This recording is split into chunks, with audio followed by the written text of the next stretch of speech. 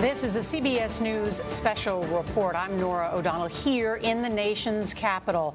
And an extraordinary day today. You are looking now at live pictures as former President Donald Trump heads to the federal courthouse. He will be arraigned just blocks from the U.S. Capitol and the White House over his efforts to overturn the 2020 election and try and remain in office. Now, this indictment, which was handed down Tuesday, describes what is called as a criminal scheme to keep Trump in office, which culminated in the insurrection at the Capitol on January 6, 2021. And even before that, Trump engaged in a pressure campaign targeting state election workers, lawmakers, and others, according to this indictment. And it also details Trump's efforts to use the machinery of government, including his own Justice Department, to help him cling to power. This will be the former president's third criminal arraignment this year. He is also, we should note, the early frontrunner for the Republican presidential nomination. Now, Trump and his lawyers are defending his actions as expressions of free speech. But even his own Attorney General Bill Barr saying just last night, free speech does not protect you from entering into a conspiracy. The other really interesting thing about this 45-page indictment, if you read through it, is that it notes the role of the former Vice President Mike Pence, who told reporters just yesterday that anyone who puts themselves over the Constitution should never be president of the United States. The former president arrived in Washington not long ago. These are the pictures of him landing at Reagan National Airport from his residence in Bedminster, New Jersey, and now his motorcade arriving at the E. Barrett Prettyman Federal Courthouse to appear before a magistrate. And we will get the details now from our own chief Washington correspondent, Major Garrett. He is outside the courthouse there. Good afternoon, Major. Good afternoon, Nora. I will tell you that the atmosphere outside this courthouse is one of very quiet anticipation. Very few people here looking at this from the outside. A great number of media representatives, probably 100 cameras or more here to record this historic event. The former president is inside the courthouse, you see behind me, first to be processed. What does that mean? That means he will be digitally fingerprinted. He will have to answer a couple of questions. That will all be handled by a magistrate judge. Then the president, the former president, will appear before a trial judge and enter a plea of not guilty.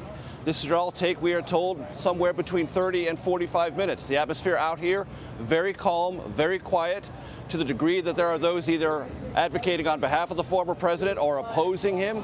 Their interactions are civil, very mild-mannered. There is a very large security presence here. This courthouse, Nora, as you well know in the geography of Washington, D.C., is at the intersection of Constitution and Pennsylvania Avenue, which means, of course, that this moment is where history, law, and politics come full circle, because on January 6, 2021, some of the protesters who went to the west front of the Capitol and some who entered it passed by this very courthouse. From where I'm standing, I can see the west front of the Capitol here. So it's all converging back where it started on that fateful day. And Nora, I can also tell you that the security here is occupied by Capitol Police, U.S. Marshals, Secret Service. Constitution Avenue and Pennsylvania Avenue, which I just referred to, have been closed down. That's a recent development here. Until a few moments ago, traffic was flowing freely. But the atmosphere around here is not tense. There is no sense of civil hostility, just quiet anticipation. We are not hearing of any specific or credible plans for any type of disturbances at this hour. But, Major, you point out how that major intersection now shut down as the former president arriving there. Let's bring in our chief election and campaign correspondent, Robert Costa. I know you've been speaking with your sources this morning. What have you learned? So this is a legal reckoning for former President Trump. He's arriving in Washington not to have a quiet lunch at the White House, but to come to a courthouse and to be accused of trying to defraud the country he once led. The gravity of all this is juxtaposed by the levity inside of Trump's inner circle. Talking to his allies in the last hour, some of them traveling with him, they say he's bored by this. They believe that he can consolidate his support now inside the Republican Party. And as much as he's facing scrutiny from the Justice Department, he's not facing it from his own party, the Republican Party, who continues to push him in many quarters to be their nominee. Let's point out that the legal experts say that the 4 counts that are laid out in this indictment against Donald Trump are the most serious charges in all of the cases that he is facing. It also marks the first time in American history that the President of the United States, current or former, is being charged for conduct while in office.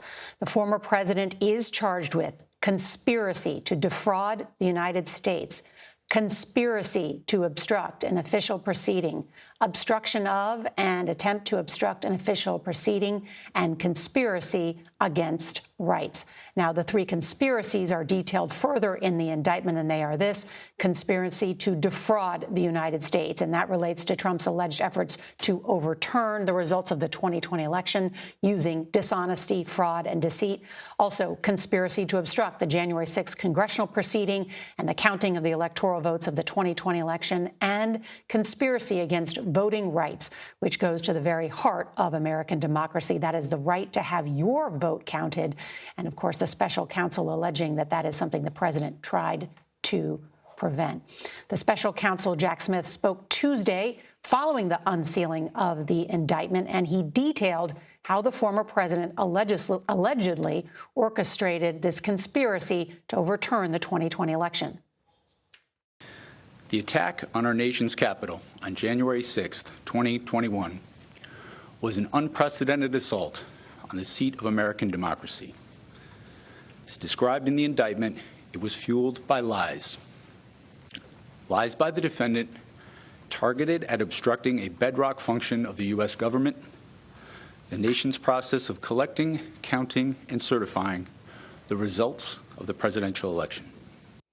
Also joining us is our chief political analyst, John Dickerson. And John, I was struck when I heard the special counsel say that, of course, of Inauguration Day, when the new president comes and swears up there on the west front of the Capitol before the American people and all those that are watching to preserve, protect, and defend the Constitution of the United States. And now the commander-in-chief is accused of doing something else than that, to not holding true with that pledge. That's exactly right. The person given this tremendous power used that power to attack the system that he swears to defend. That's at the heart of this.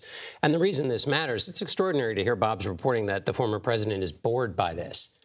This is the vital beating heart of our democracy. And one of the things that happens in justice, we've often heard this in cases, is that, prosecutors or judges will say that justice does not sleep. It doesn't get bored, because when things are at stake, as serious as this isn't some parking ticket.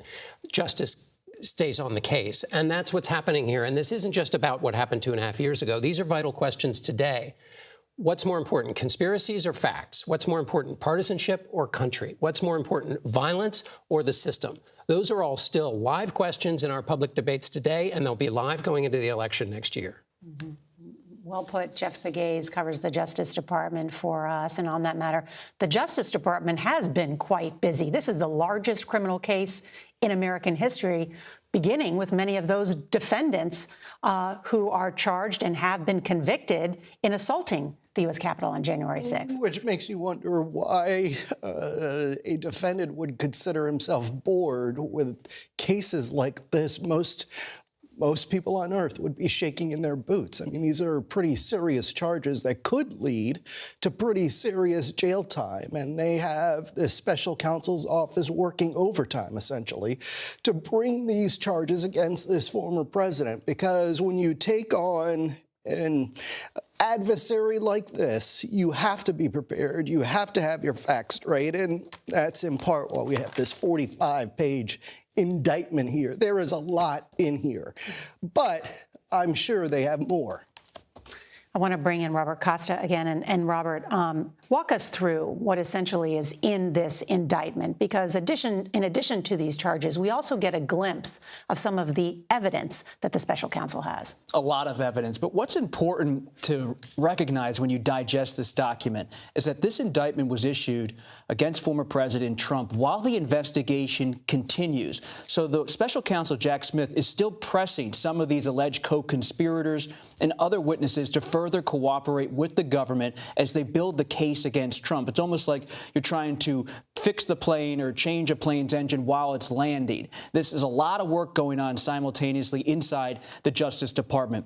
And what this indictment shows, in brief, is a former president, then in the White House, was orchestrating a scheme that played off on many fronts. It wasn't just Trump asking someone to try to overturn the election.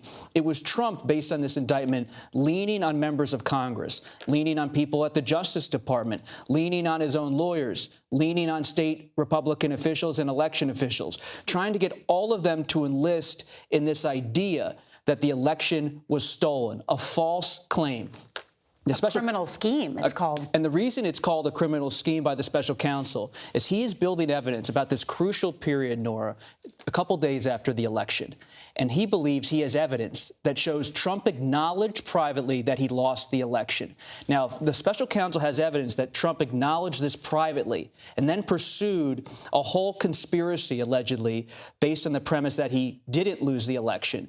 Then that's the basis for this allegation of fraud, that Trump knew he lost, yet still pursued the presidency through corrupt means based on this indictment. And it's on the very first page of the indictment. These claims about that the election was stolen were false, and the defendant knew they were false. Why is that so critical? It's so critical because Trump and his lawyers are preparing an argument that lawyers on the outside gave him an exit ramp to stay in the presidency, another path. But if he knowingly said the election was over, and I have reporting that he, in the days after the election, told one of his top advisors, Kellyanne Conway, he said something to the effect of, "I can't believe I lost this election to Joe Biden. I can't believe I lost."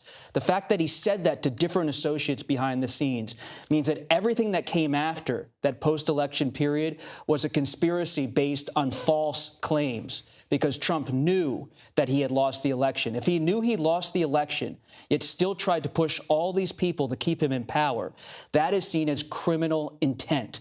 The criminal intent to stay in office, not just to have the belief that you rigged the election and that the election was rigged and that you could do this. But Trump's lawyers say, but that's his free speech. He's allowed to do that. You can express a lot of criticism about the election, and Trump's lawyers will continue to argue free speech. But as former Attorney General William Barr has said in recent days and on CBS News in recent weeks, criticizing the election is one thing, but then pressuring people to keep you in power, using all of the different levers at your disposal as president of the United States, is different than expressing free speech. In the eyes of the special counsel, it's not free speech, it's abuse of power. And free speech is not absolute. There are lots and lots of limits on free speech. You can't say certain kinds of things, and you certainly can't say certain kinds of things in furtherance of a crime. And that's why the focus here is on the fraud, the crimes that were committed, the conspiracy that he went into. That's the important piece, not the fact that he was speaking. And in the indictment, of course, also details stuff that is other than speech. It's conduct, specific conduct. And the main thing you have to recognize here is the special counsel has done more work than any previous investigation on detailing how Trump tried to enlist people to be so-called fake electors or alternate electors. He wanted to essentially throw out votes, allegedly, in all of these different states and have Republicans in those states send new slates back to Washington. Think about how unique this is historically. In December of 2020, as our Constitution states, the Electoral College votes. And then on January 6, 2021, it was supposed to be a formality, a certification. It's like Congress puts a stamp on something that's already been done. I mean, we've never really even covered it before until this year, this past election. But then in December 30th, 2020, Trump and his allies in Congress, they say, wait a minute. This is maybe a certification on January 6th, but we're going to use this as an opportunity to attempt to throw out some of these votes and to not have it be about a certification, but an objection, and to send the election back to the states and then back to the House. I know this is convoluted, but I want to make one quick point. What Trump ultimately wanted to do here, if you're wondering, well, what was the scheme about? What was this really about? Trump wanted the election to go into the House of Representatives, because if it went into the House of Representatives, Trump believed the Republican delegations there would be able to vote him, as our Constitution lays out. It's called a contingent election. Trump could win a second term if he could just push the election into the House of Representatives. It was a winding path, but Trump was so convinced he could do it that he pressured his vice president, his most loyal soldier of all people, to try to put this into motion. And it wasn't just his vice president. It was members of Congress. Even on the day of the certification, the president and his allies were calling members of Congress. They were calling senators. They were pressuring secretaries of state. They were pressuring governors, trying to go anywhere they could to either overthrow the results in various states or to get these lawmakers to halt the count so they could continue to push their case. Went way beyond free speech. We've got lots to get to in terms of digging into some of the legal arguments, and we've got our team here to discuss that as well. We may also hear later today from Trump himself as well as his attorney, but want to give everybody a sense about what is going to happen here. Today's proceedings, because they are scheduled down to the minute. An official tells CBS News that the former president will be processed by the U.S. Marshals at the federal courthouse before being taken into the courtroom. Now, this process is going to mirror that in Trump's first federal arraignment in Miami. We were all there for that. And then Trump's fingerprints will be collected by a digital scanner, but he will not have a mugshot taken today. The former president will then make his initial court appearance, where he is expected to plead not guilty, and then he is expected to return home to his club in Bedminster, New Jersey. Let's bring in congressional correspondent Scott McFarland. He is inside the courthouse. And Scott, describe what you're seeing. We're in the second story of the courthouse, room 22. Court 22 is where the former president will appear. He is going to appear before Magistrate Judge Mokshila Upadhyay.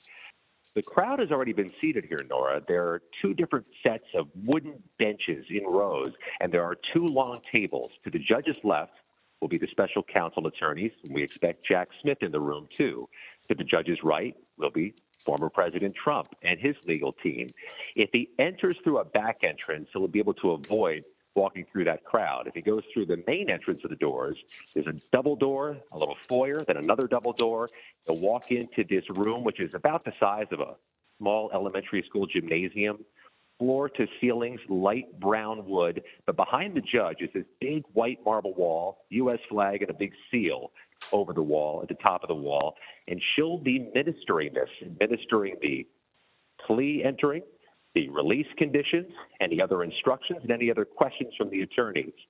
When former President Trump enters, he'll go to that table, take his seat on a black rolling chair, and wait for the judge to call things to order. Couple notes. This cavernous courthouse, one of the most bustling and busy in America, has pretty much ground to a halt today. They slid a lot of small matters off the calendar. They moved cases to next week to free up space and free up some security to do their work. And just now entering the courthouse, as the proceedings are about to begin, U.S. Capitol Police Officer Harry Dunn and retired Sergeant Aquilino Gonell, two of the most outspoken police who were part of that January 6th response. Nora, it underscores something. This case, unlike the others, happening right here in the nation's capital, just feet away from where the attack happened. All right, Scott McFarland, thank you. Also outside the courthouse, we are hearing now from Alina Habba. She is an attorney and spokeswoman for Donald J. Trump. Let's listen in. The fact that I am standing here for the third time in 5 months is not a coincidence. This is the Biden political lawfare that we have seen time and time again. It is a deflection from everything that they have done. And if you don't believe me, look at the facts. On March 17th, Hunter accidentally admits that it was his laptop from hell. The next day, DA Alvin Bragg indicts President Trump. June 8th, an FBI document is released showing that the Ukrainians paid the Biden crime family millions and millions of dollars. The next day, the Mar-a-Lago raid and the Mar-a-Lago indictment. Last week, Hunter Biden's sweetheart plea deal fell through when the judge realized it had blanket immunity. The following day, a superseding indictment against Donald Trump. July 31st, Devin Archer goes to testify in front of the House. That was only after they failed to put him in jail prior to the fact. What happens the next day? The January 6th indictment that we're here for today. This is not a coincidence. This is election interference at its finest against the leading candidate right now for president, for either party. President Trump is under siege in a way that we have never seen before. President Trump and his legal team and everyone on his team will continue to fight, not for him, but for the American people. I'll take some questions. Thank you. I know the president has called this a witch hunt. You just laid out several examples of that. Any other thoughts that the president has communicated to you in terms of why this is going on and then why he calls it a witch hunt? I think a witch hunt is really the way that anybody should describe this, because it's not something we've seen in our time. This is not even political. This is beyond that. A witch hunt is when you relentlessly attack your opponent, when you relentlessly attack the thing that you are most afraid of. People are afraid of somebody that cannot be bought by Washington. People are afraid of somebody who is independently wealthy and who has given up his good life to fight for this country. And that frightens a lot of politicians who are career politicians, unfortunately, because he'll get back there, and I know he'll be fighting for every one of us so that this doesn't happen to us. And that is Alina Habba, who is a spokesperson and attorney who represents Donald Trump as a spokesperson. But as you noted, of course, noting this is a political prosecution, she is saying, of Donald Trump, but she did not address any of the specifics that were outlined in this indictment by the special counsel, Jack Smith, or rebutting the conspiracy or obstruction charges. I wanted to bring in our chief Washington correspondent, Major Garrett, as he was listening along as well. Major, your take. So the judge in this case, when it comes to trial, is not going to be interested in what happened or didn't happen to Hunter Biden. The judge will be interested in the evidence presented that either backs up or doesn't back up the indictment provided by the special counsel, Jack Smith. Now, Alina Habba, speaking on behalf of the former president, wants to make an association in timing between developments regarding Hunter Biden and the former president. That's an interesting story. It has a narrative arc that the former president's campaign believes is persuasive, but it is utterly immaterial in a court of law. And when she talks about the weaponization of the Justice Department, at least in this case, it is worth noting, Nora, as you well know, and as Bob Costa knows from his very thorough reporting, the fact witnesses in this case all worked for former President Trump in one capacity or another, either inside the White House, inside the Trump campaign, within the legal circle that the president assumed or created after he was frustrated by the campaign lawyers that told him he had lost the election fair and square. So the fact witnesses are not part of any cabal seeking to undermine or deflate the political prospects of the former president. They were those hired by him to serve the country or serve his campaign or serve his various legal challenges.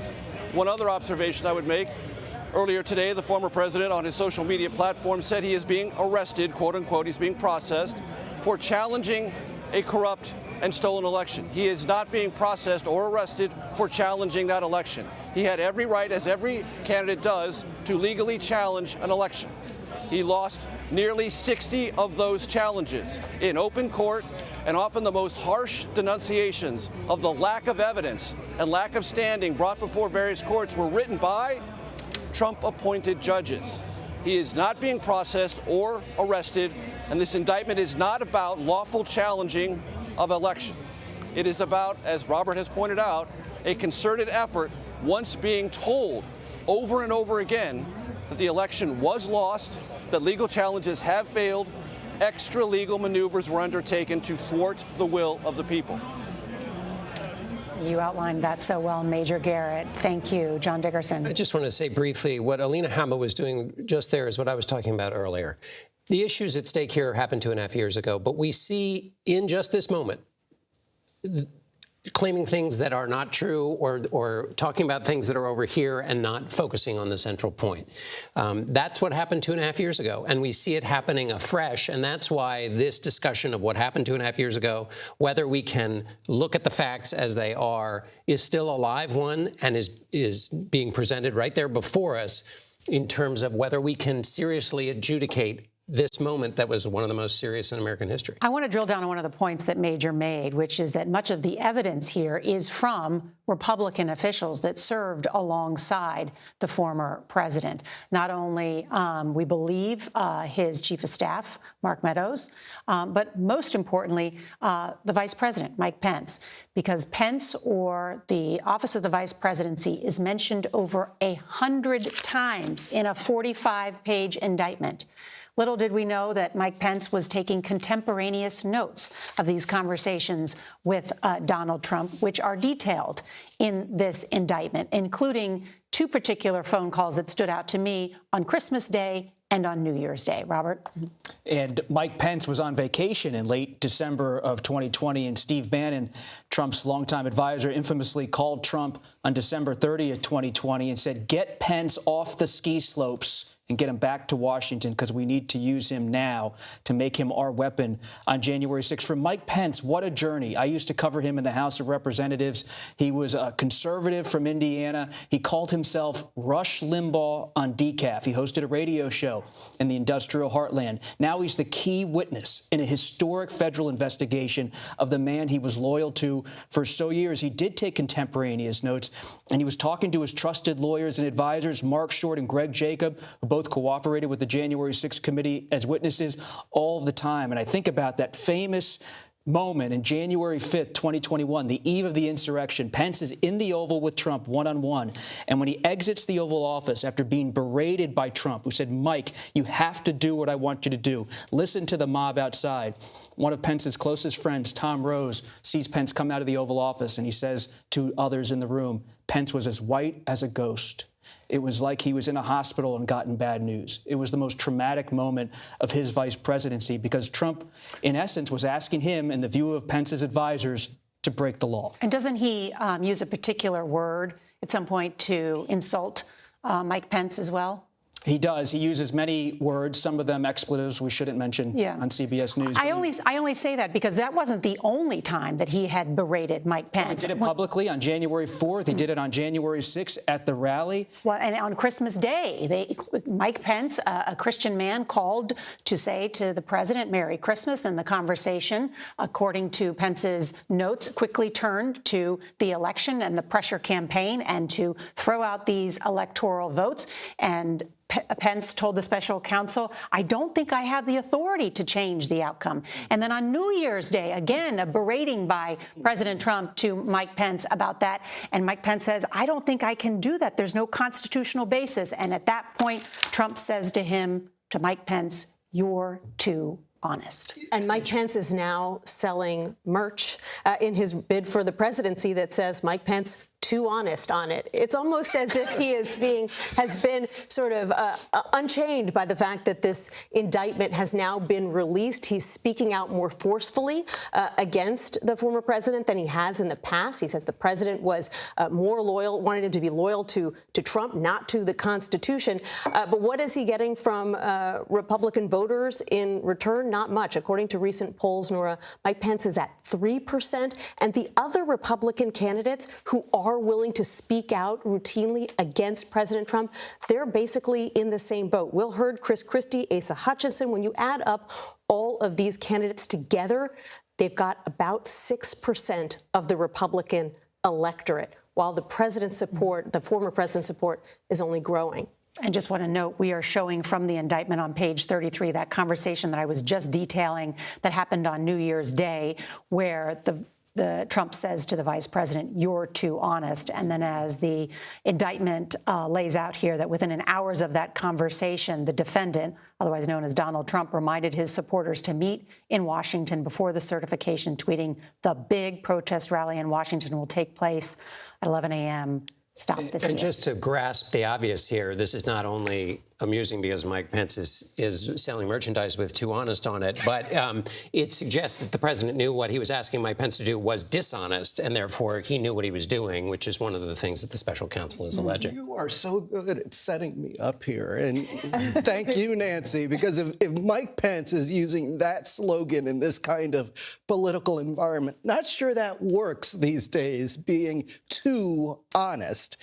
So it's an interesting approach. But I also wanted to talk about the three cases that the spokesperson for President Trump, former President Trump, pointed out. Three cases. This case is different.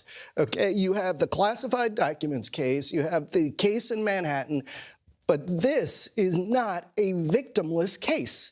And I think people sort of get caught up in the politics of it all. But again, people were injured, more than 100 officers injured. You had officers who died as a result. You're going to have family members in the courtroom. You're going to have former officers in the courtroom. This is not a victimless crime. This is different. And even getting outside of Washington, D.C., you had poll workers whose lives were threatened.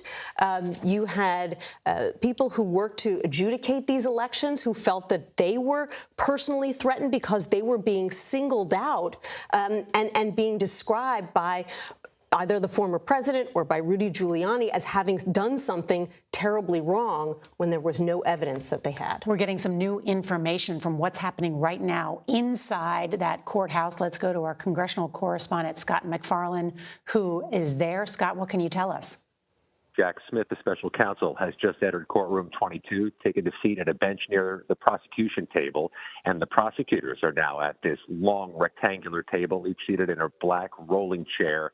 We're waiting on the judge now, and we're waiting on the former president and his defense team to enter this courtroom to begin the proceeding. So many other January 6th defendants had their initial appearances this week, Nora. The court's been dealing with dozens of them each week. And in each case we watched, they made a virtual first appearance. They were given that opportunity for logistical reasons and because of the caseload here. Donald Trump has chosen to come here in person today. Now, this is an event that is clearly invisible to America. No cameras here. He was taken through a private entrance. But being here does amplify the significance of this moment. He's about to walk in the courtroom and take his seat for the third time at a defense table in front of a judge. The first two times I noticed it, seeing it face to face. He was slumped over, said little, made very few expressions, took very few notes. Let's see what he does today when he sits with his defense team in this distinctive January 6th case before a magistrate judge. And it's worth underscoring, Nora, this is the last time this magistrate judge is going to have the case. It moves next to U.S. Judge Tanya Chutkin, a 2014 appointee of then-President Obama, who has been among the only judges I've seen who has exceeded the prosecutor's recommendations for sentencings in January 6 cases. She toes a uniquely hard line. And what about all of those January 6 defendants who have had a trial by jury, I should say? What has been the conviction rate? 100%, Nora. Every single January 6 defendant to go to trial by jury has been convicted at least partially. There have been only 2 acquittals of the 1,100 cases, but those were both trial by judge, and one of them was simply a misdemeanor case. The Justice Department is batting 1,000 in this unique dynamic in which Donald Trump now finds himself. In a D.C. federal court where the juries have convicted everybody they faced with a tether to January 6th. One other note, there were other January 6th cases here earlier today, including a former Chicago police officer and a man named Jay Johnston, a former actor on the TV show Bob's Burgers. Wow. And what is he accused of, Scott? These are what we would characterize as lower-level cases, moderate-level cases. These are not people accused of conspiracy or sedition. These are people that were in that mob that day, allegedly. Donald Trump, facing this charge of obstruction of an official proceeding, joins 310 other Americans facing that charge for January 6th. And that conspiracy charge, conspiracy to obstruct, he joins roughly 55 others facing that charge for January 6th, according to our CBS News count. This is serious business that the Justice Department has not taken this lightly. They have prosecuted them to the max. They have searched for years for each of these individuals involved, and they are not done.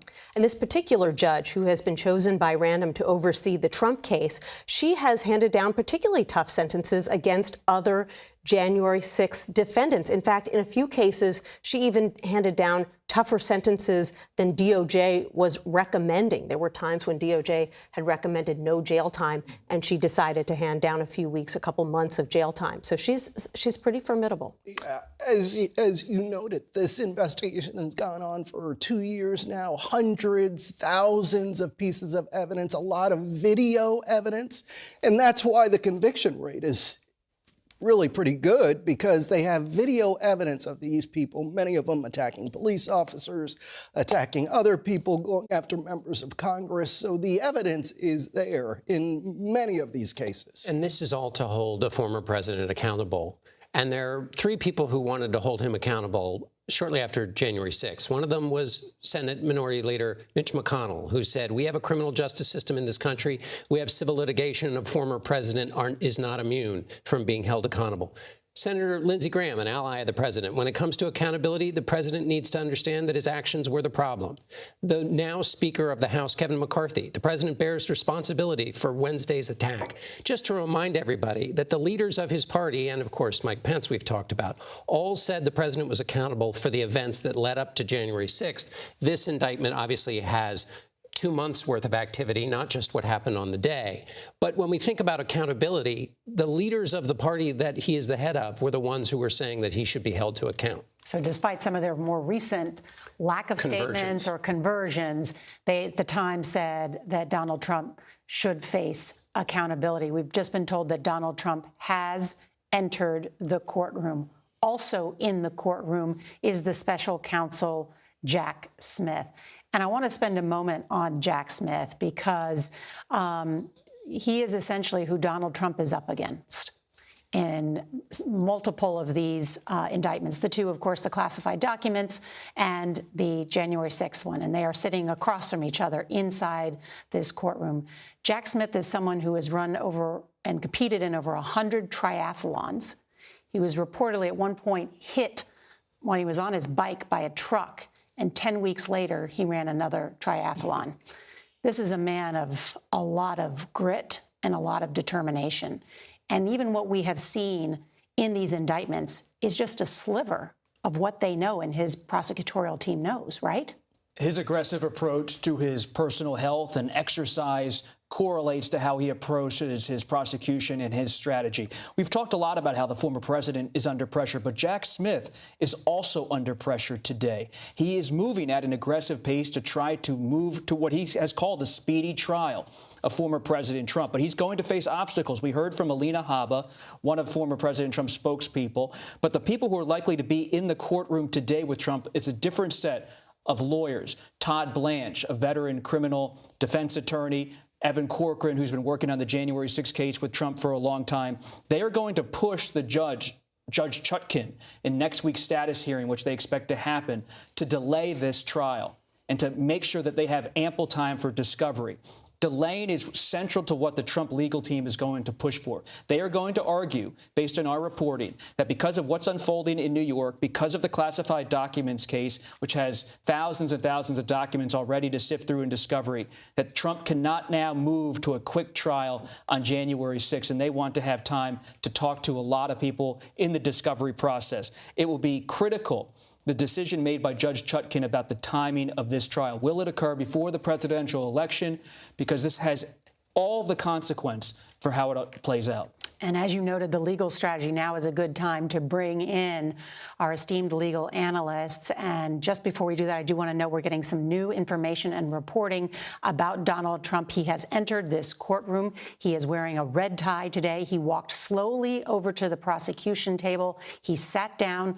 We are told he is now seated between John Lauro to his left and Todd Blanche to his right. And he is speaking back and forth with his attorneys, looking around the room, even at the gallery at times, with his hands clasped. We will continue to update as we have reporters inside the courtroom. But to dig down into what Trump's legal strategy is and more on this indictment, let's bring in CBS News legal analyst Ricky Kleeman, and Scott Frederickson, a former federal prosecutor. Ricky, let me start with you. What about that legal strategy of delay, delay, delay? Could they have success with that? Absolutely. Every defendant wants to delay. A delay means that a defendant is free for a longer period of time. This is an age-old strategy. But with Donald Trump, he has legitimate reasons to ask for delay because he is at the moment facing 2 other indictments with a possible indictment yet in Georgia. He's also running for public office. So yes, he may have success, whether it is in Washington, D.C. or any of the other jurisdictions, Nora. And Scott Frederickson, let me ask you about that. They have also talked about, John Lauro on CBS said they'd like to move it to West Virginia. Do you think they'll have any success in doing that? You know, that's going to go over like a lead balloon. That is, there's no basis whatsoever in the law for moving a case, changing venue. This is a typical challenge you find in high-profile cases, and those kinds of challenges always lose. The law is very clear.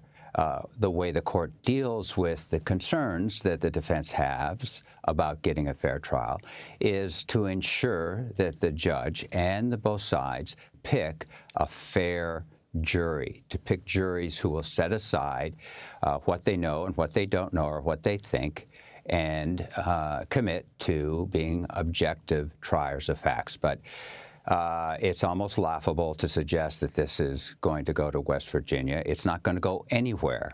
There's no basis in fact for that challenge. And Scott, your best guess about when this trial could begin? Well, I think that's the big issue. And I think that's the big issue facing Jack Smith right now. He's got a formidable case. You know, if I have to pick sides, I'd pick his shoes any day. And frankly, I think what he's hearing about advice of counsel and true belief, that's music to his ears. Those defenses fall flat on the face once you get in front of a jury.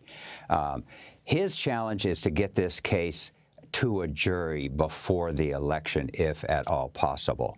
And I think one of the things he's going to pitch is that this, of all the cases, goes to the core of what he is investigating. The charges are of constitutional and historical significance. I think he'll ask the judge to move this case ahead to the top of her docket and ahead of the Mar-a-Lago documents case. All right, Scott, thank you. Want to bring in Tim Parlatore because he served as a Trump attorney for a brief period but left due to differences with Trump advisor Boris Epstein. Mr. Parlatore joins us now. And Tim, thank you for joining us. First, want to start with you. I'm sure you have read through this indictment. What do you think is the gravest threat to Donald Trump included here?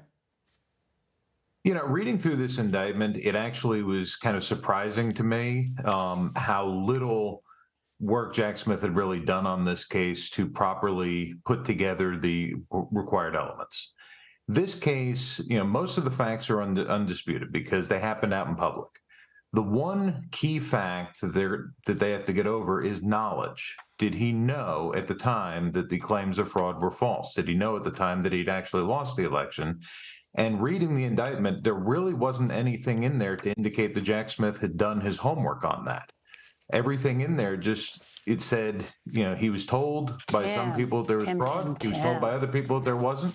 Tim, I just happen to have it right here, page 7. So if you're following along at home, the claims were false and the defendant knew they were false. In fact, the defendant was notified repeatedly that his claims were untrue, often by the people of whom he relied on for candid advice. A, the defendant's vice president. B, the senior leaders of the Justice Department. C, the director of national intelligence. D, the Department of Homeland Security's Cybersecurity and Infrastructure Security Agency. E, senior White House attorneys. Let me just turn now to page 8. F, senior staffers on the defendant's 2020 election campaign. G, state legislatures and officials, many of whom were the defendant's political allies. And H, state and federal courts, the neutral arbiters. So what are you saying that he didn't do his homework? It's laid out here, A through H. I'm saying that that is something that looks great on paper, looks great in an indictment, and falls totally flat once you put it into a courtroom, because you have to have every single one of those people come in and testify about that. And they have to all be cross-examined. And so you go right down that list, every single one of them. Bill Barr is going to have to come in there and testify that, yes, he told President Trump that there was no evidence of fraud. But then he's going to be cross-examined.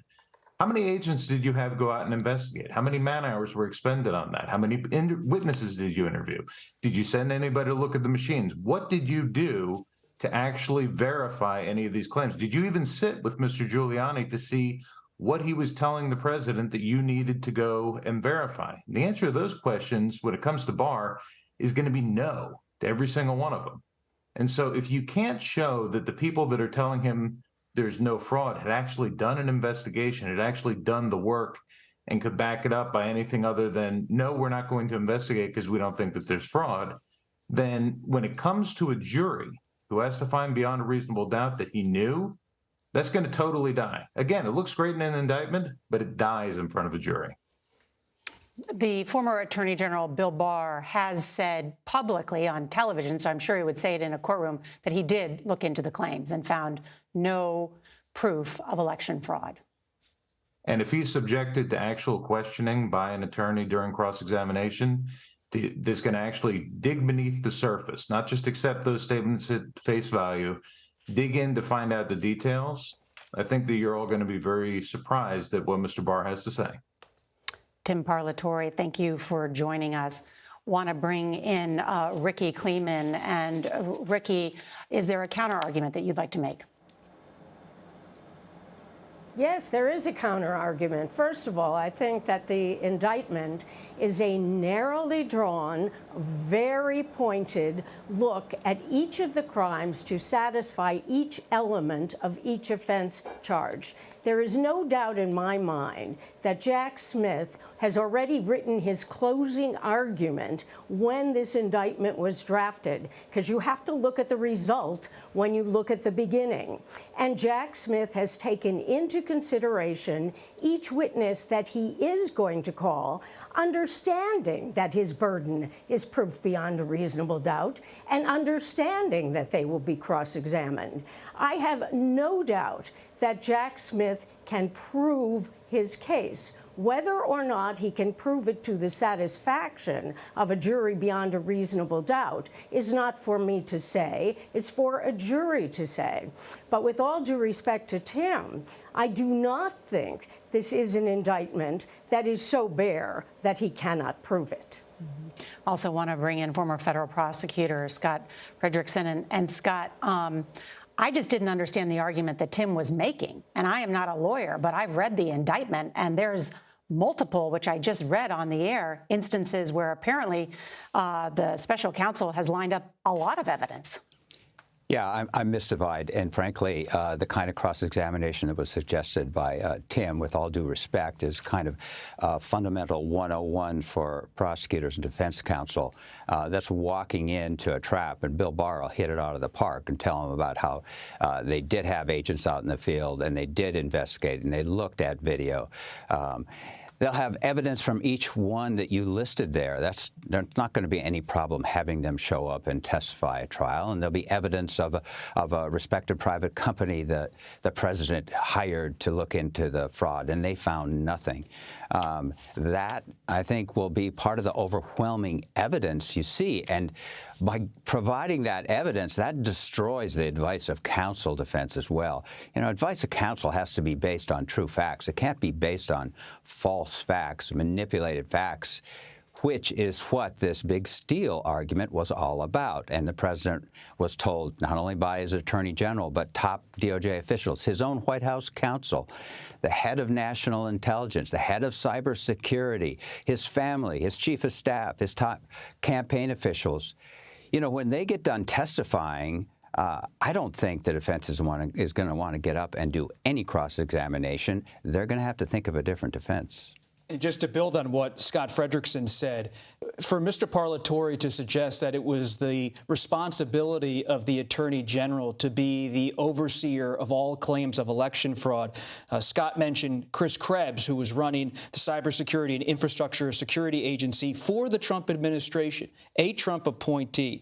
And 9 days after the election in 2020, Krebs issued a statement along with his agency saying, quote, "There is no evidence that any voting system deleted or lost votes, changed change votes or was in any way compromised. And this came as people who were named as likely co-conspirators, not named, but suggested as co-conspirators in this indictment, like Sidney Powell, were saying that there was foreign influence in this election. Trump's own appointees and officials, separate from anything the Justice Department was doing, said this election was as secure as any in history. There's a mountain of evidence that the election was not stolen, and people who were Republicans that said it and investigated it, including multiple court cases. This is, at this point, undisputed other than in the political realm. I mean, yeah, absolutely, and it happened in real time. I mean, these aren't details that were somehow uncovered by Jack Smith. We heard from Bill Barr publicly in real time. We heard from Chris Krebs publicly in real time. We heard from secretaries of state publicly in real time that there was no fraud that they uncovered in this election. And as Scott mentioned, the courts took a look too. The system for adjudicating these claims looked at them, and the president was shut out, which is to say he lost all of the cases. Let's bring in Democratic Congressman and former January 6th committee chair Benny Thompson. He joins us now. And Mr. Chairman, thank you for joining us. Your committee did extensive work on what happened on January 6th. Much of that was referred to the Justice Department. I haven't had the chance to speak with you, but as you've read through this indictment, what stuck out to you? Well, a lot of it was the body of work our January 6th committee uncovered. We talked to people all over the country, election officials, people who conducted campaigns for the candidate, and without almost to the person, they indicated that they found no real fault. As you know, a lot of our witnesses were Republican officials, and they basically said, we reviewed it, we recounted, and we could find nothing wrong. The testimony from the Secretary of State of Georgia says the same thing. And so we put on a body of witnesses that we think presented the fact that former President Trump knew he had lost the election, but he also knew through his other people that there was nothing there that said the election was stolen.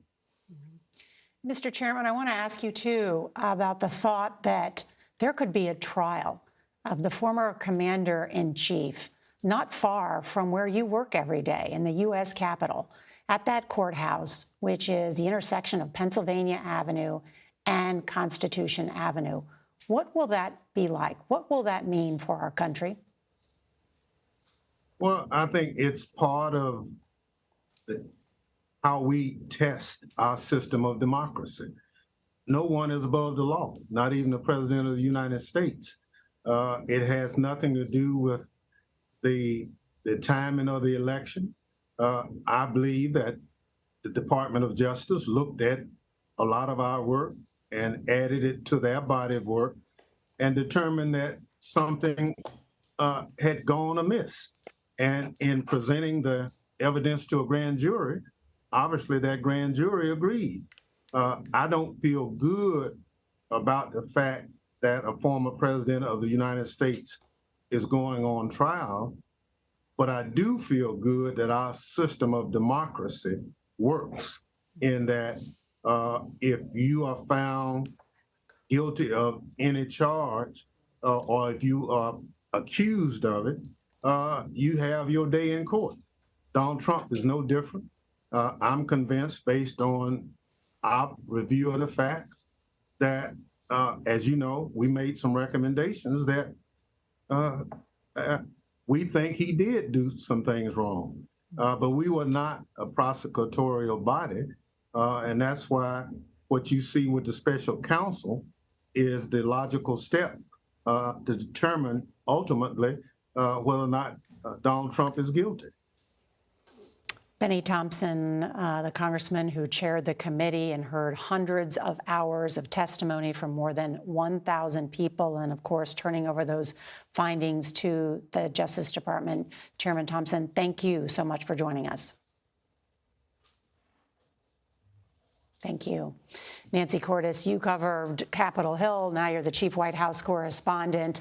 I mean, They did a lot. That committee did a lot of work, extensive work that we all covered here on CBS News and watched a lot of that evidence and testimony. And it is hard to overstate how influential the findings of that committee were and how much influence they have had on this indictment that we're looking at right now. You know, this case was kind of in limbo at DOJ a couple of years after January 6th took place. It's not hard to see why. It was a novel case. Nothing like this had ever happened before. It was totally unprecedented legally, and of course it was politically fraught. But then the January 6th committee did the Herculean work of interviewing all of these people, some of them for the first time, putting together this compelling narrative, and then saying to DOJ, and here are the criminal statutes that we believe you could pursue. And they sort of tied it up in a neat bow in a way that had not been done before. And what's the result? It's the indictment that you see this week. To build on what Nancy just said, perhaps the most important thing Chairman Thompson's committee did is it brought Trump to the center of the story in terms of making him, in their view, the mastermind of this conspiracy. Recall what happened in the days after the Capitol attack. Democrats in the House and some Republicans mounted an impeachment process against Trump, and they impeached him. And they impeached him for inciting a riot. It was about Trump's conduct during the day of the Capitol attack. What was the first subpoena issued by the January 6th committee? It came in September of 2021, and it was about phone calls Trump was making to Giuliani and others from the White House on January 5th. What the committee uncovered through its reporting, through its interviews, is that Trump was driving this, not reacting to a rally. Trump was pushing this into motion. And we saw that with the tweets, of course, that are outlined not only in the indictment that we're familiar with as well, the continued invitation to his supporters to come to Washington to not only stop the steal, but in his words, to essentially rally against this. It's going to be wild. It's going to be wild. Thank you very much. It's going to be wild. Yes. Two other things from the January 6th committee. We've talked about it before, but it bears repeating, which is so much of the testimony came from people who were in the room and as close to the president as possible. And the January 6th committee put all that out there so that this wasn't just hearsay. This is people who were fact witnesses in the moment. It also cracked open some things. Remember, there was that fight over John Eastman's emails. And in that course of that, the U.S. District Judge David Carter looked at those emails and found that in one filing in Georgia on December 4th, that John Eastman said, wait a minute, we can't say that this many votes were for dead people. It turns out that's not true. But then they went ahead and said it anyway. Why is that important? Because one of the things at issue is whether the president knew that what he was saying was false and went ahead and said it anyway. And that was cracked open by the activities of the January 6th committee. Also true, Vice President Pence's lawyer, who testifies to the fact that the president was told by John Eastman that the scheme actually wasn't lawful. Again, to the heart of the special counsel's case. So not only did he know that he lost the election, he knew that the claims that he was making were also false and made them anyway. And engaged in a conspiracy anyway. And the conspiracy was put on paper. It was John Eastman wrote a 2-page memo. And I remember when Bob Woodward and I found this memo, authored by John Eastman, it almost seemed unreal that this was put into paper, memorialized for history. The final point, the main thing here, Eastman writes to Republicans in Congress and Trump, is that Pence should do all of this without asking for permission. I want to bring in Major Garrett, who is outside the courthouse, who has followed this also closely as well. Major? A couple of things, Nora, on the atmospheric. Still very calm, still very quiet. Right after the former president arrived, they reopened Constitution and Pennsylvania Avenue, so a very small footprint in terms of slowing downtown D.C. down for this proceeding. I imagine when the former president leaves the courthouse behind me, those streets will be blocked again, but everything is flowing just as it normally would be right now. Just wanted to give you that atmospheric here on the plaza of the courthouse. A couple of things that Mr. Parlatore said that I think bear considering for a second. He said, under cross-examination, these witnesses will fall flat before a jury. That's the key phrase, before a jury. The Trump strategy is to find one juror, to hang that jury. And why do I think that matters in Mr. Parlatore's words?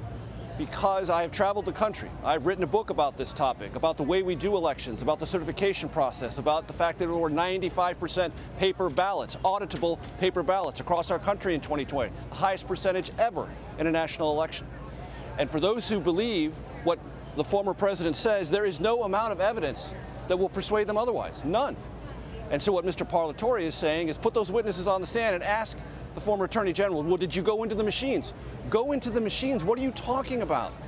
The method by which you confirm a vote is to audit the paper ballots.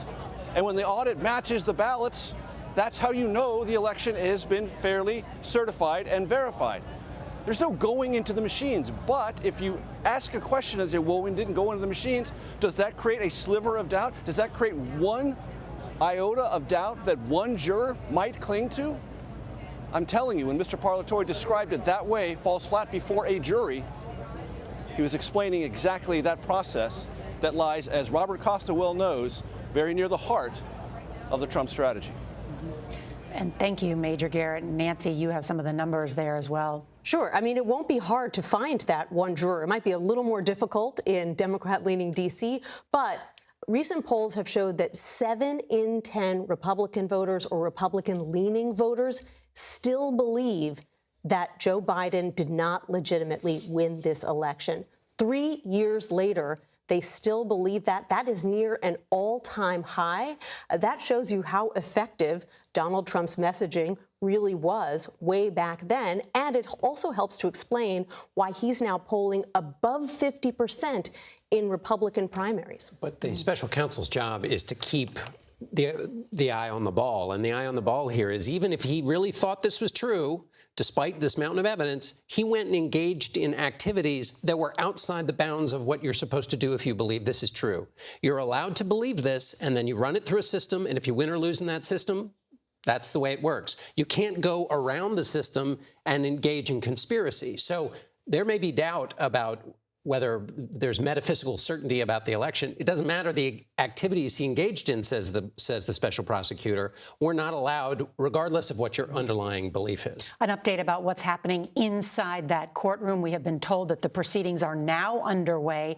The magistrate judge has taken the bench. That's about 20 minutes after Trump entered the courtroom. So to imagine that Trump had to wait for about 20 minutes before the judge entered must have been interesting to see what he was doing during that period.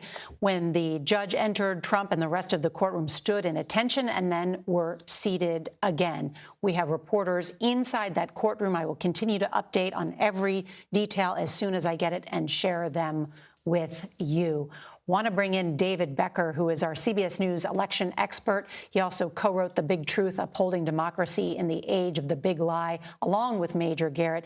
David, good to see you. And on that note, about what some Republicans may believe and what the facts are and what has been adjudicated in the courts, where do we stand? Well, you made a really good point just a moment ago about how the special counsel really laid out both knowledge of the general fact that the election wasn't stolen and some very highly specific facts that related to individual states that were laid out one by one by one. The allegation that 10,000 dead people had voted in Georgia. It turned out that that number was closer to 4 after an extensive investigation explained to him by Republicans who had voted for him. The allegations that there were over 200,000 more voters in Pennsylvania than had actually lived in Pennsylvania, that allegation is just false on its face and is very, very clear. And this is done time and time again. And we sit here now 1,003 days since the November 2020 election, and there still has not been one shred of evidence presented to all of the many courts all over the country that indicates that there was any significant fraud or malfeasance or the outcome was improper. We even have Republican law enforcement officials in Georgia having to enforce subpoenas against people who have claimed that there were fraud, but wouldn't show the evidence. This has happened over the course of the last over 1,000 days now. And again, what you see from the indictment is this list of all of the people, Republicans, all Trump voters, who were telling the president contemporaneously in November and December and January of 2020 and 2021 that what he was claiming was false after extensive investigation. You can imagine how Jack Smith and his colleagues will be bringing in witness after witness after witness. And if the best that the defendant can do is to say, well, tell us more about the investigation you did, that's going to be some very damning evidence that is going to just pile up over days of testimony. And then the real question becomes, does the defendant himself, former President Trump, the person who best knows his state of mind and knowledge at the point in time decide to testify on his own behalf and the risks that go along with that.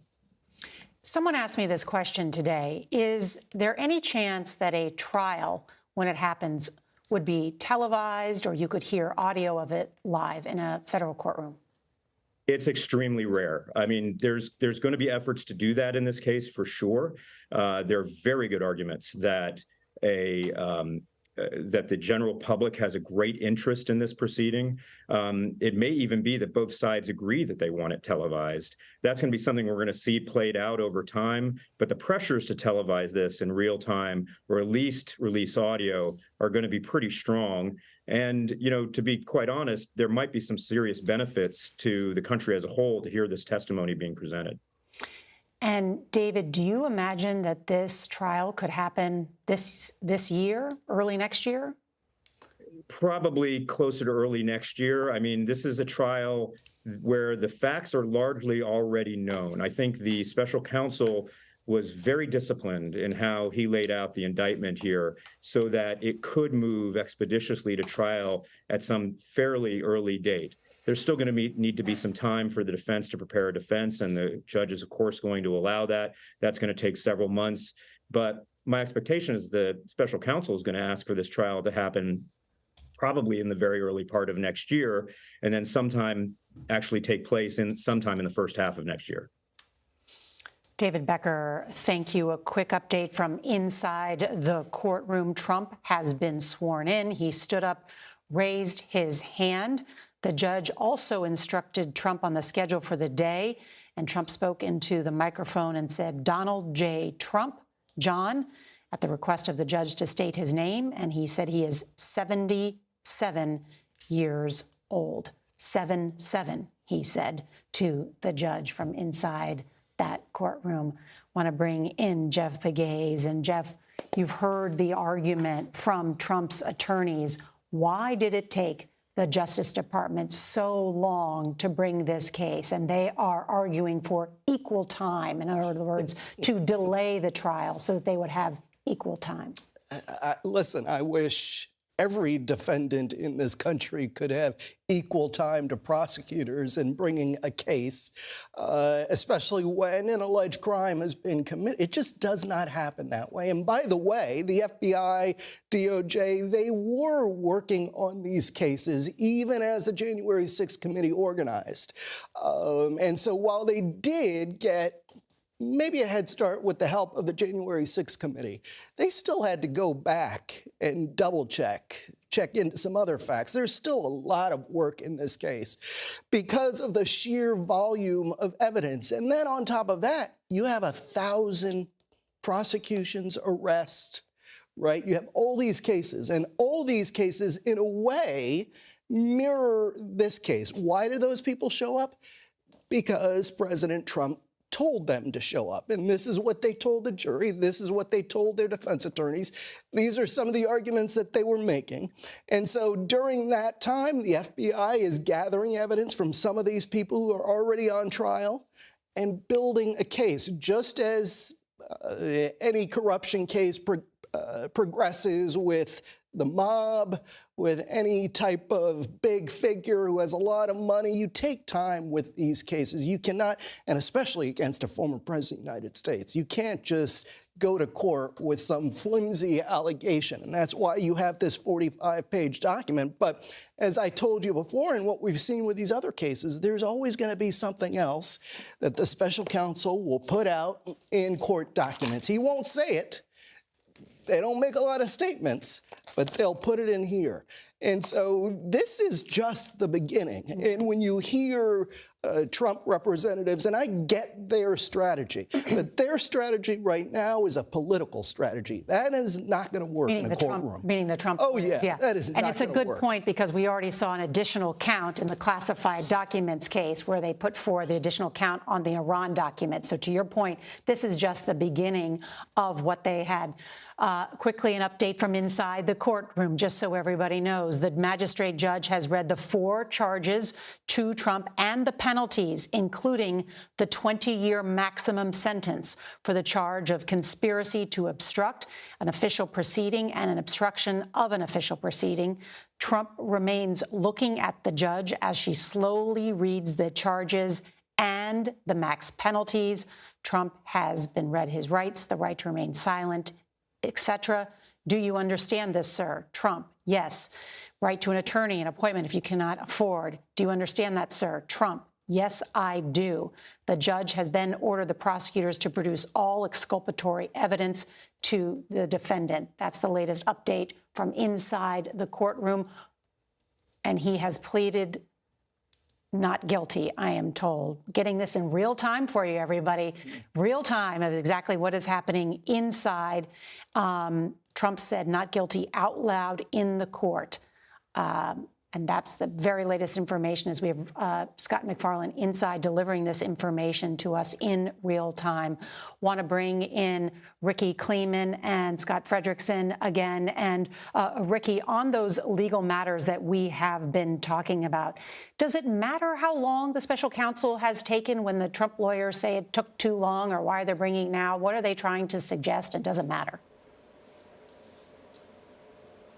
Well, it doesn't matter in a court of law because it's not a legal defense. It may matter in the court of public opinion because the political message from the defendant's side is that this is a weaponization of the Justice Department in order to thwart his candidacy. But that has nothing to do with the courthouse. And I agree with Jeff Pegues 100%.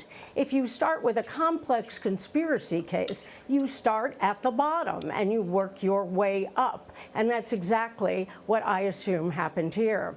I wanted to add one other point, which I think is important. Although I do think it's in the public interest to have this trial televised, I sat on the Federal Rules Committee that was the advisory committee to the United States Supreme Court about federal rules of criminal procedure, and fight as mightily as I did for the idea of criminal cases being televised. I was shot down. I do not believe that there is any way that a federal court will allow this to be televised, even if both sides want it. Last quick point, Nora. Of course, Donald Trump appeared today in person. He wants to show that he is unafraid, that he is someone who does believe that this is, to use his terms, a political persecution. So he was not going to sit at home and be on Zoom and enter a plea of not guilty. He wanted to stand tall so that we could talk about it, and so that ultimately, today, he can fundraise off of this appearance. Ricky Kleeman, thank you. At this hour, Donald Trump pleads not guilty to federal conspiracy charges against him in this January 6th indictment that we just learned about this week. Our Justice Department producer, Robert Legary, has been delivering us these details, and our correspondent, Scott McFarland, is inside there as well. He's going to join us in just a moment with the very latest. Want to bring in the meantime, though, Scott Frederickson. And Scott, on that note, what do you think happens next? Tell us legally what happens next week, and then when this may begin, when the trial may begin. The first thing we look for will be an order from Judge Chutkan setting a status hearing. Based on her reputation, you can expect that to happen fairly quickly. She's going to take this case and schedule it and work through things in a no-nonsense manner. She's a judge who is in complete control of the courtroom. She's very experienced. She knows what she's doing. So she'll move that along. And so we'll hear about a trial date very early, probably at that status hearing. And that's going to be the first fight we hear about. And so that'll be the first ruling we'll look to, is when Judge Chutkan schedules this trial. As I said, I think I'm probably a minority on this, but I think there's a good chance she tries to move this into early next year to try and make this case the first case that comes up for trial, if at all possible, just because of the seriousness of the charges. And Scott, what's that going to look like? A trial of the former president of the United States right here in Washington, D.C. How long will it take? I mean, I'm just trying to imagine what this is going to be like. Yes, it's almost something out of a novel. But, you know, our courts, especially in Washington, are built for this. We have an experienced judge. That's first and foremost. And, you know, this case, in some ways, is a lot less complicated than the Mar-a-Lago case. There are no classified documents. It doesn't require defense counsel getting a security clearance. Most of the evidence, I suspect, has already been out in the public thanks to the January 6th congressional investigation. Indeed, the complaint that, you know, why did it take so long? It's an irony that the Attorney General Garland, when he was confirmed, he did not want to investigate the president just because he thought it was the appearances would look bad, and so he deferred to the January 6th investigation by the U.S. Attorney's Office in D.C. But in the end, I don't think this becomes that complicated a case. We have high-profile witnesses. Obviously, President Trump will be at the defense counsel table. But I think this case is capable of being tried in a relatively reasonable time. By that, I mean we're probably talking at least a month. The real point is when can Judge Chutkan get this to a trial? Scott Frederickson, thank you. Want to bring in Scott McFarlane, who has been watching those court proceedings and can walk us through it. He's made his way outside the courthouse now. Scott, tell us what it was like inside. What was Donald Trump's demeanor? Donald Trump leaned right into the microphone on the rectangular table in front of him and pleaded not guilty to these 4 felony counts accusing him of seeking to overturn the 2020 election, which he lost. The special prosecutor just said, Nora, they're not going to seek any detention of Donald Trump or strict release conditions. He's going to be released on a bond he doesn't actually have to post, an surety bond. And there's going to be a requirement he not talk to known witnesses in this case, keeping in mind much of his inner circle could be witnesses in this case. The proceedings are really a garden variety set of proceedings in this courthouse. They do this a dozen times a day. They read the charges. They asked if he'd like them to read the full indictment, all 45 pages. He declined that. They asked him if he needed a taxpayer-funded, court-appointed lawyer. He declined that. He has his own counsel. And a couple things jumped out at me just in his body language. Just like we saw in Manhattan a few months ago and in Miami earlier this summer, he's kind of hunched over, hands clasped, making no use of the pen and paper on the table in front of him, occasionally whispering with or hearing whispers from his attorneys on either side. But this time, Nora, unlike the last 2 times, he really was looking around the room, actively gazing at the spectators, keeping in mind among the spectators are some of the police officers who responded here on January 6th. The special counsel himself, Jack Smith's in the front row of the audience, and 5 sets of rows of spectators in the room, and Trump was looking to see who was there. He had 2 attorneys, one on either side, and he was facing what would be the jury box. And in essence, in between him and the jury box were the 3 prosecutors. His left shoulder was pointed toward the judge, the way this room is configured, so he turned his body, pivoted toward the judge, again still hunched over, again with his hands clasped, spoke in a moderate tone, not terribly forceful, not terribly loud. He said he's not guilty, and one distinctive thing, when the judge asked him his name, he said, quote, Donald J. Trump. John, referencing the J, and then when she asked his age, he said 77, not 77, he said 77. This is going to wrap, and he's going to exit the same way he came in, through one of those secured underground garage entrances, still not accessible to photos. And when this all began, Nora, the judge kindly reminded everybody in the courtroom and the courthouse, no phones, no photos, no taking any video today. Scott McFarlane, you always do such an excellent job recapping what happened inside that courtroom. Thank you very much. So now we have the former president of the United States pleading not guilty to these 4 counts against him. We're going to have this hearing next week where a trial date could be set, and it could be as soon as, well, it could be as soon as the end of this year or early next year, and will set us up for really an extraordinary moment. Sometimes the details can tell you a lot. Scott's excellent reporting and casting Trump as someone who's a bit relaxed almost in that courtroom based on that reporting, saying his age is 77. It reminds me of my conversations with Trump over the years where he would talk about being familiar with the court system for 5 decades now, going back to his time in New York when a character like Roy Cohn, very controversial lawyer, was his top advisor, helping him navigate the thicket of legal and political and real estate worlds inside of New York City, crossing over from Queens into Manhattan.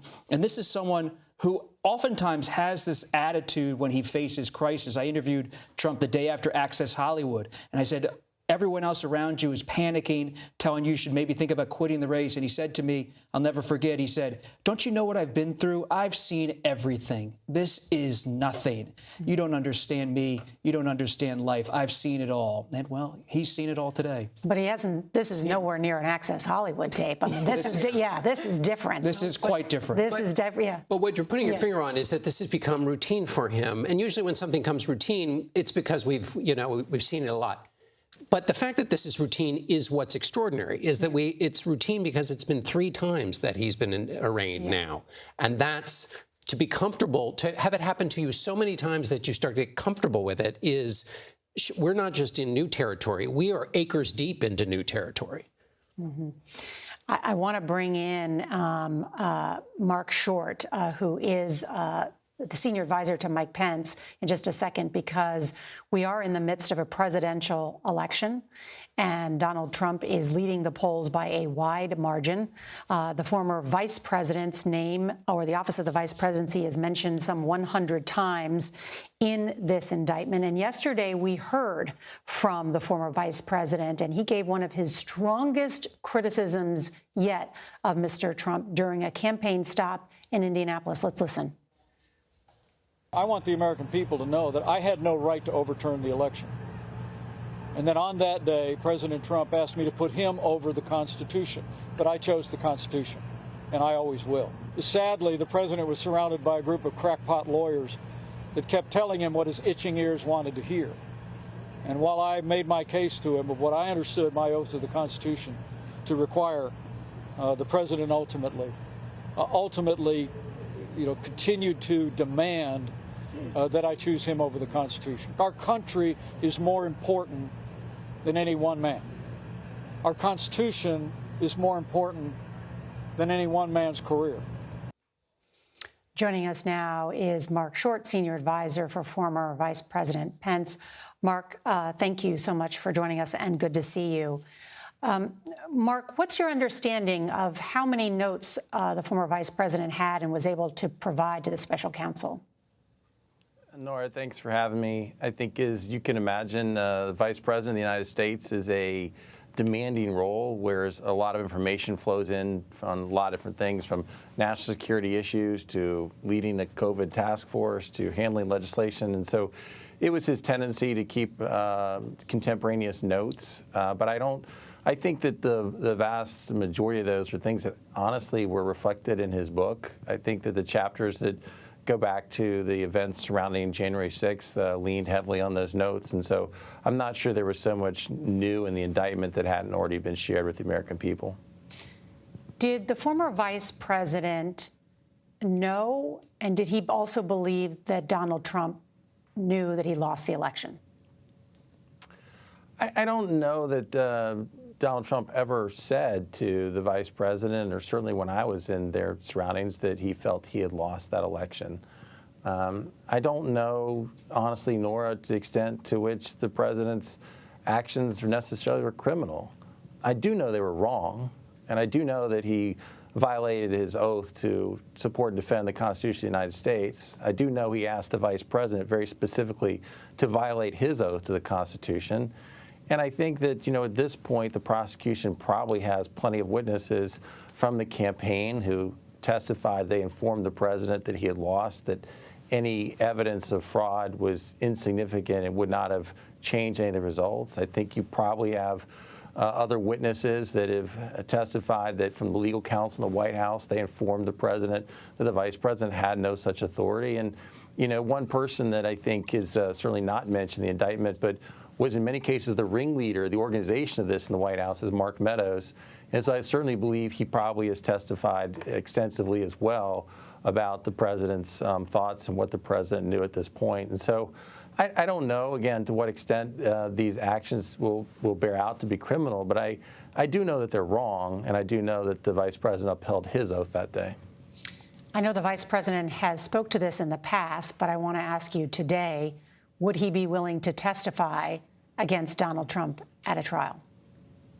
Well, I don't know about answering that hypothetical now, Nora. I think that much about the dynamics between the president and vice president played out very publicly. It seems that much of the uncertain part of this is the conspiracy as to what he knew and didn't know, and whether or not the vice president's called to testify. I think he always has followed the law, and so would presumably do so in this case, but no indication of that at this point.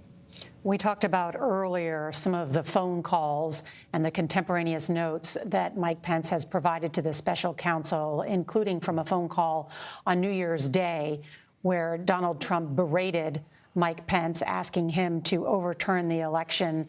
And Mike Pence replied he didn't have the authority to return or reject votes. And Trump told him, "You're too honest." Nancy Cordes has provided us with a picture of the merch that your campaign is now selling that says "Too Honest" on T-shirts and hats. How is that merch selling?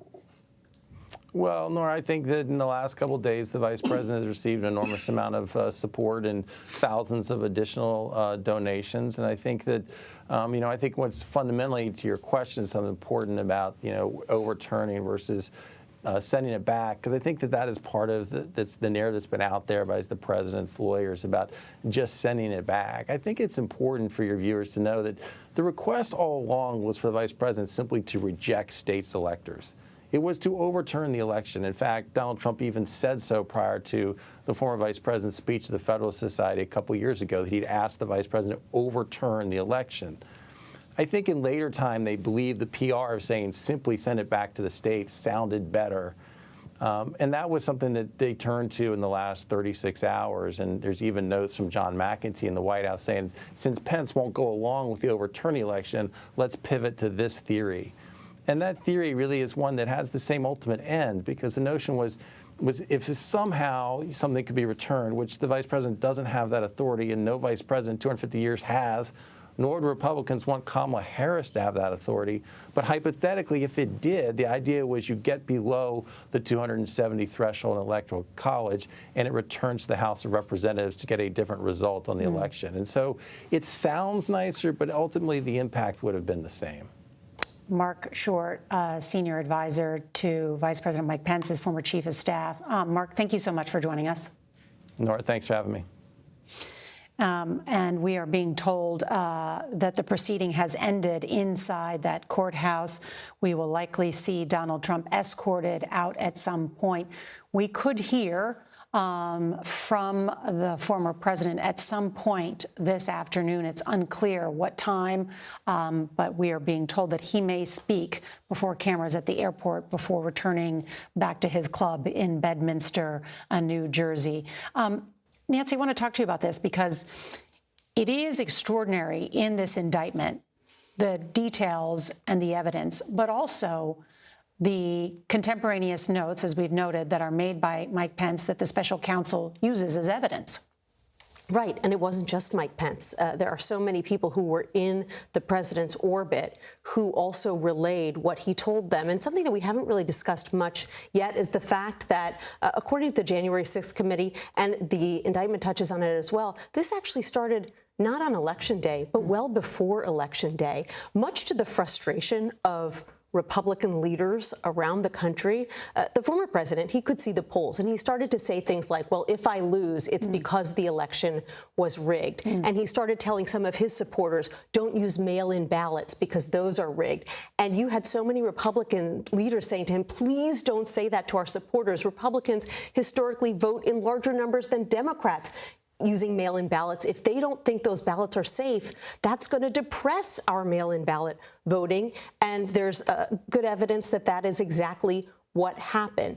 But the case that that this indictment makes, and certainly the case that the January 6th committee made, was that he started laying the groundwork to make this argument months before the first vote was even cast. And just to remind everyone that Donald Trump lost by a fairly wide margin to Joe Biden. It was 74 electoral votes, and he lost the popular vote by 7 million votes. And Mark Short, who just spoke with CBS News, is a crucial figure in this story. Mark Short was present when the Trump campaign, the night before the insurrection, issued a public statement saying Mike Pence agrees with everything Donald Trump is saying about this election. And based on our reporting, and we believe the special counsel has the same information, Short erupted. How can the president of the United States speak for the vice president and lie about him publicly? But Boris Epstein and Rudy Giuliani and so many others close to Trump were still trying to go maybe even over to Pence's home at the Naval Observatory to try to get him to come along. One of Pence's advisors, Marty Opes, remarked to others, it almost felt at that moment like a bad mafia movie. We were being hustled. We were being pushed around. And Mark Short was there telling Pence, hold the line. And Pence agreed with Short. But it was a pressure cooker of a moment. And think about this story on January 4th, 2021. Donald Trump is supposed to get on Marine One, his helicopter, but he doesn't want to get on it just yet. He wants to call Pence to the White House. So Marine One is whirring around on January 4th for a long time, and Trump calls Pence into the Oval Office and confronts him once again. And Short is in the room, who you just spoke with Pence, as Trump says, I'm not going to get on that helicopter until you agree with me that you're going to do what I want on January 6th. And Pence pleads with Trump, I'm trying to do what I can. I'm listening to my lawyers. And Trump says, do what I want. And then he goes to Georgia that night, and he says publicly, Mike, you better do what I'm telling you to do. And Pence and his advisors are watching that night on January 4th after that conversation in the Oval Office, which we can see on our screen. And they're saying to themselves, what have we gotten ourselves into? And now we know, in the eyes of the special counsel, a possible criminal conspiracy. It's kind of breathtaking when you describe it in all of the details. It's incredibly breathtaking in the pressure campaign, as you noted. And just a tiny little textual thing for Mike Pence, who kept an open Bible on his desk. That itching ears comes from Timothy, heaped to himself teachers in accordance with his own lusts. Basically, that's the scene you're describing, is surrounding himself with people who would only tell him what he wanted to hear. And for Mike Pence, when Trump goes to him on January 5th, he says, Mike, if the mob outside wanted you to do this, wouldn't you want to do it? Wouldn't you want to do it? And then Trump famously, this has been confirmed by testimony before the January 6th committee, Trump opens the door to the Oval Office on a freezing cold night so he can hear the mob outside on Freedom Plaza. They're playing songs. I was actually walking around that night with a notebook in hand. I remember a few things. Rats were in the streets. Cops were everywhere. Proud Boys and Oath Keepers and nobody else, because it was the pandemic. Nobody was in Washington, D.C., except those planning an insurrection. But even I look back, I could have never imagined what would happen the next day. It seemed impossible in our political and legal imagination that this kind of thing could happen in this country.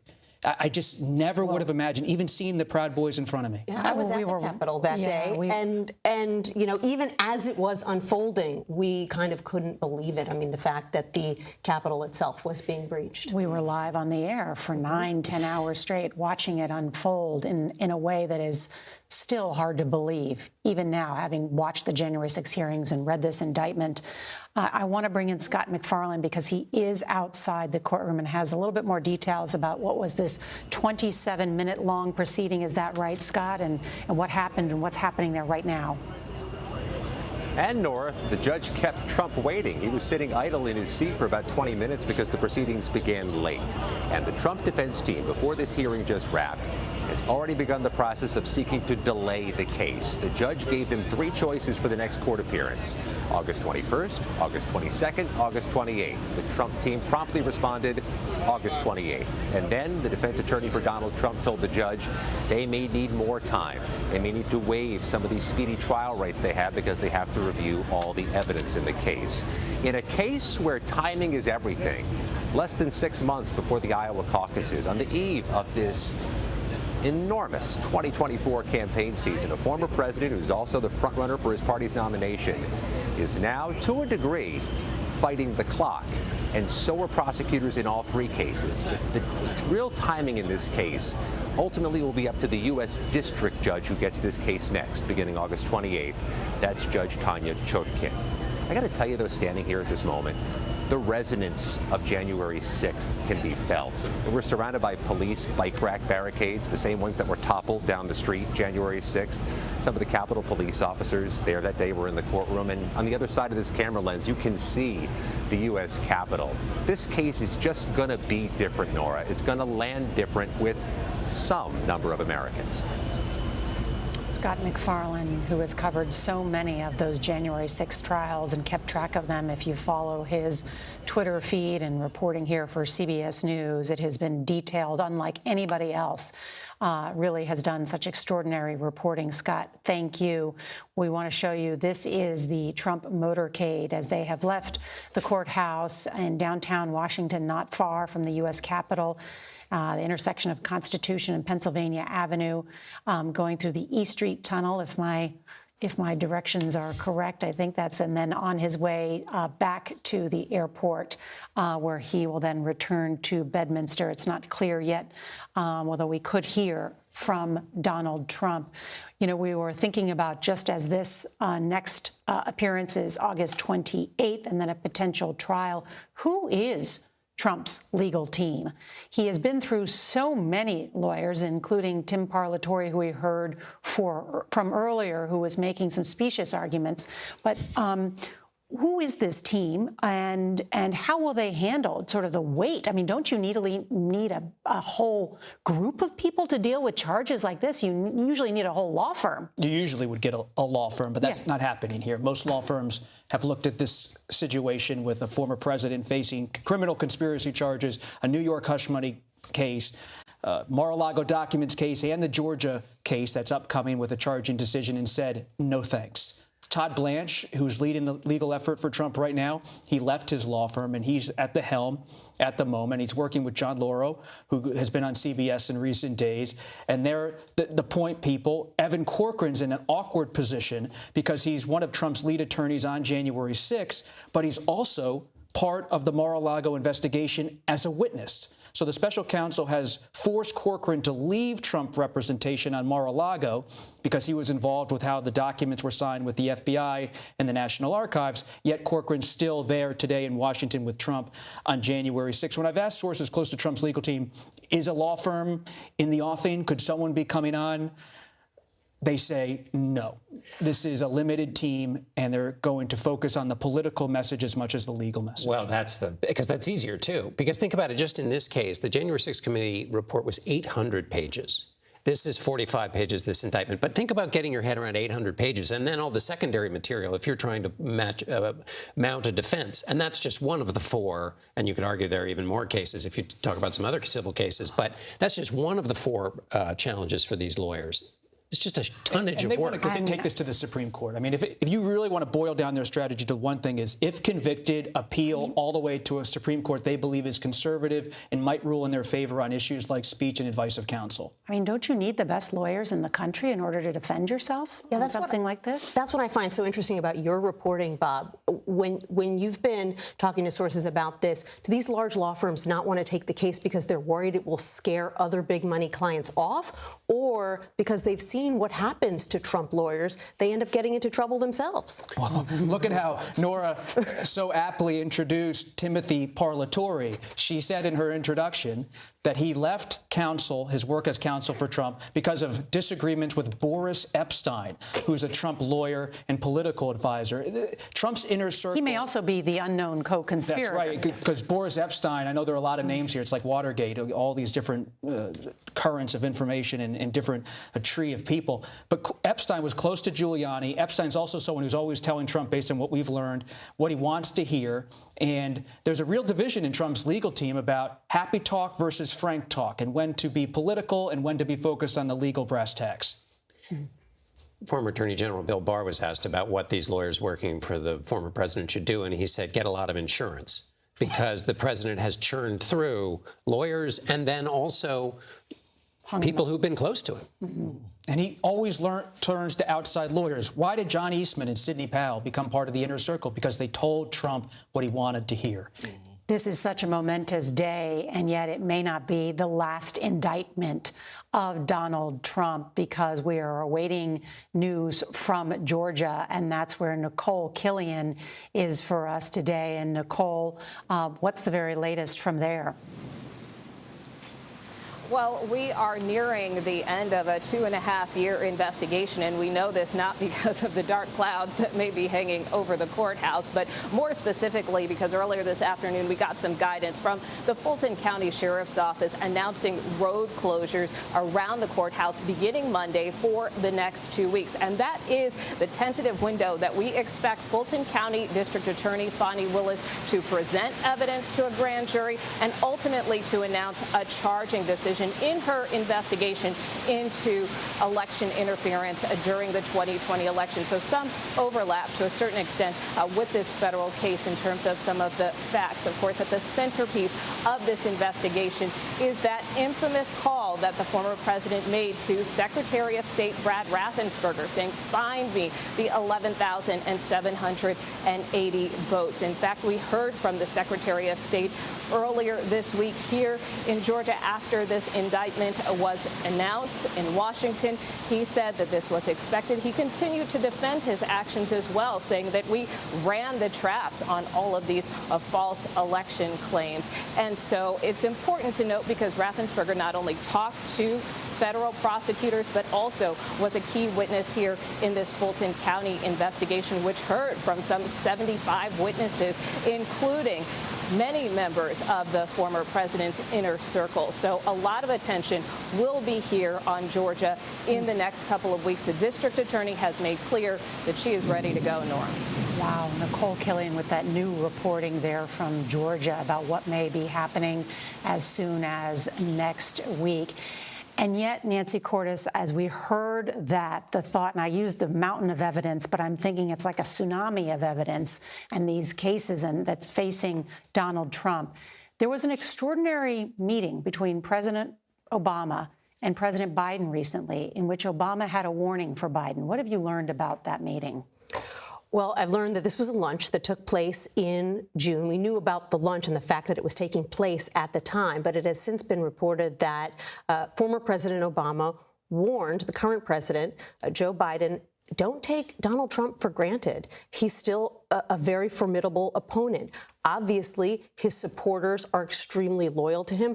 Obviously, they're still willing to give him money, even though millions of those dollars are clearly going directly, not to campaigning, but to his defense. And he urged him not to, to take it very seriously, and told him that he would do everything that he could to help him out. Some important context, just as people think that this may be so many legal troubles that Donald Trump is in. Even the Democrats and President Obama believe that Trump is formidable as a Republican nominee.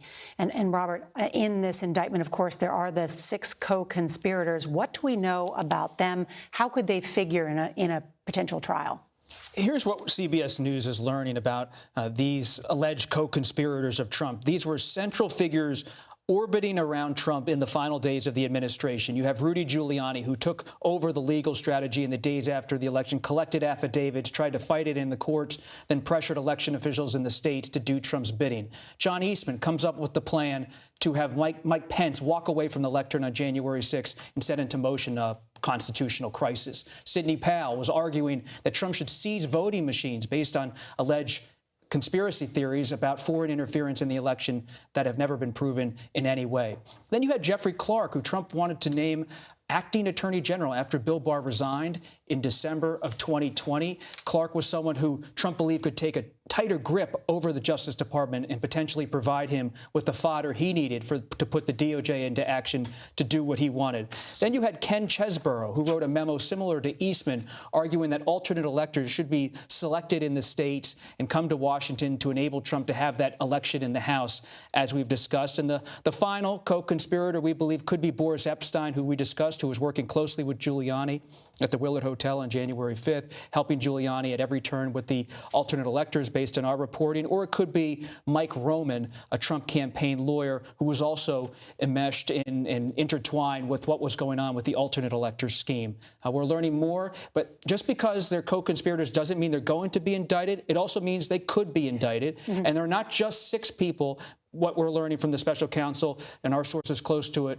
There will likely be more who come forward in the coming weeks in terms of legal filings, as Jeff has discussed. There could be more to come. And as we wrap up our coverage and see the president arriving now at Reagan Airport to depart back home, John Dickerson, that today is just the beginning, and I just keep thinking of it as the first step, and covering this trial will be like anything I've ever done in my political reporting career. Because it won't just be the attorneys who have to jump from trial to trial. I mean, this date on the 28th coincides. There's another date in the Florida case on the 25th. The coverage of all these different cases will be happening simultaneously. And also, we've been talking about the campaign calendar. There's also the jury box of the electorate out there.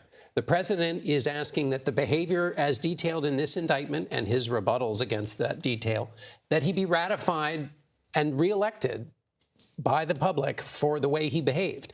That's another element of this, and that's not the burden of proof there is up for grabs. But that's kind of the 5th event or 6th event in addition to all of these trials. Today, we witnessed former President Donald Trump arraigned here in Washington in a federal courthouse on 4 counts related to his attempts to overturn the 2020 election. One of the central figures and possible witnesses in the special counsel's case is former Vice President Mike Pence, and the former Vice President will be a guest on this Sunday's Face the Nation with Margaret Brennan. Our coverage will continue on CBS News streaming your local news, and we're going to have a full wrap-up tonight on the CBS Evening News. This has been a CBS News Special Report. I'm Norah O'Donnell in Washington.